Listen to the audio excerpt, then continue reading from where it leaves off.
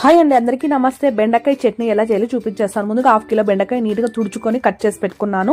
కొన్ని టమోటాలు, తెల్లగడ్డ, చింతపండు, కొత్తిమీర, తర్వాత సాసులు 1 టేబుల్ స్పూన్, జీలకర్ర 1 టేబుల్ స్పూన్, మెంతులు 1/2 టేబుల్ స్పూన్, ధనియాలు 1.5 టేబుల్ స్పూన్, కారానికి సరిపడి ఒట్టిమిరపకాయలు, సాసులు, తర్వాత జీలకర్ర, ధనియాలు, మెంతులు అనమాట నీట్గా దూరగా వేయించుకొని, ఆ తర్వాత కారం, ఒట్టిమిరపకాయలు అయితే వేసుకొని, తెల్లగడ్డలు వేసుకొని కొద్దిగా కొత్తిమీర అయితే వేసుకొని పక్కన అయితే తీసి పెట్టుకున్నాను జార్లోకి. కొద్దిగా ఆయిల్ వేసుకొని బెండకాయలు దూరగా వేయించుకోవాలండి.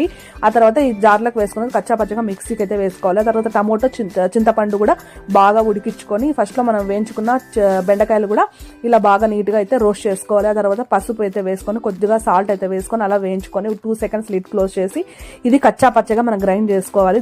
దీంట్లోకి ఆ తర్వాత బెండకాయ, చింతకాయ, టమోటా అంతా మిక్సీకి వేసుకొని ఆ తర్వాత ఉద్దిపప్పు, శనగపప్పు, జీలకర్ర, కరివేపాకు, తెల్లగడ్డలు కూడా తిరగబాతకైతే వేసుకోవడం సూపర్గా ఉంటుంది. మీకు ఫుల్ వ్లాగ్ కింద ఇస్తాను. ప్లీజ్ నచ్చిన సబ్స్క్రైబ్.